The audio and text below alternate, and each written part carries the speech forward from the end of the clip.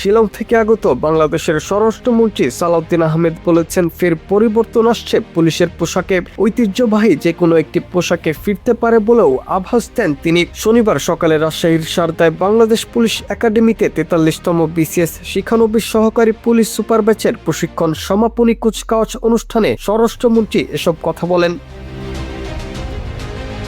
সালাউদ্দিন বলেন, বাংলাদেশ পুলিশের একটি প্রত্যাশা আছে। বিভিন্ন পর্যায়ে আমরা আলাপ করে এবং সর্বস্তরের পুলিশের কর্মকর্তাদের সঙ্গে আলাপ করে যেটা অনুধাবন করেছি, বর্তমানের যে পোশাক, এই পোশাকে পুলিশ বাহিনী সন্তুষ্ট নয়। সুতরাং যাতে আগের ঐতিহ্যবাহী যে কোনো একটি পোশাক বাংলাদেশ পুলিশ বাহিনী পায়, সেজন্য সরকারের সর্বোচ্চ মহলে আমরা আলোচনা করে একটি সিদ্ধান্ত নেব।